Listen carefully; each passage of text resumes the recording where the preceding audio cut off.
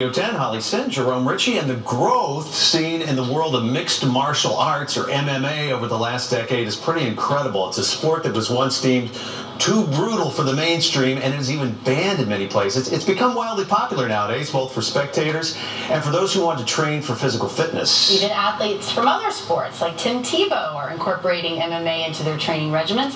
Florida is behind only California in terms of MMA popularity by state, and Tampa ranks second to Miami as far as cities go. Our Roxanne Wilder visited Gracie Tampa West Chase to speak with fighters and MMA promoters. The dynamic bouts, the gritty gladiators, the pageantry. Those are some of the elements that make MMA the fastest growing sport in the country. We talked with some MMA fighters and promoters to find out what makes cage fighting so appealing.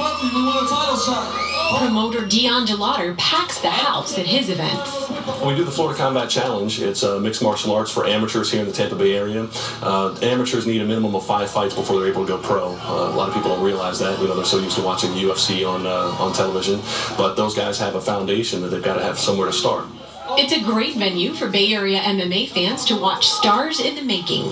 They love the action. You know, it's not like any other sport out there. MMA is really its own breed. It's its own animal. You know, it's not like, you know, boxing where guys are running around, dancing around in the cage the whole time. I mean, this is straightforward, straight in your face, real action. You know, if you halfway like it on TV is what I would say, you would absolutely love it live. Between the UFC and the levels beneath it, you're looking at a $50 billion sports combat industry. Take it from a gentleman who fights and is involved in the business side. The most recent valuation on the UFC is $2 billion, if you can imagine that. One of the most valuable sports franchises in the world. It's remarkable when you think that 17 years ago, you know, they were having their first tournament in Colorado, and over a period of several years, the sport was banned. Dan Green has practiced martial arts for 24 years in the more traditional disciplines, but he was hooked the moment he was introduced to the MMA fighting format. I thought I was pretty good at what I could do. I could kick anybody in the head. It didn't matter when you got taken down. Training for your ground game isn't a bad place to start. You gotta get up. And if you just try and be strong, it's not gonna work.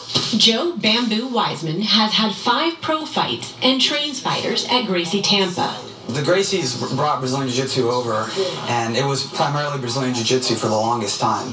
And slowly, as people got more and more interested in MMA, which was mostly due to the UFC's popularity, we started adding kickboxing coaches and wrestling and trying to put it together. You need to have some form of stand-up, an ability to control where the fight goes with wrestling, and definitely what to do when you're on the ground. I mean, regardless, you're going to end up there most of the time, so you have to be fluent in Brazilian Jiu-Jitsu nowadays. His pupil, Dan Martinez, will fight in the upcoming Florida Combat Challenge. I actually got into it like most people do. I saw it on TV when I was about 14 or 15. The biggest personality trait I see to be successful in mixed martial arts is you have to be someone intelligent. And you have to deal with pain. I like to think I don't even get put in the pain, but just knowing the technique, just like you need to know the technique to apply the pressure or the choke, the arm bar, there's also a technique to escaping it and to holding it out. Assuming all goes well and he stays focused, I expect him to have a very, very big future in the sport. Someone who doesn't have a future in MMA but wanted to learn some self-defense tactics is me.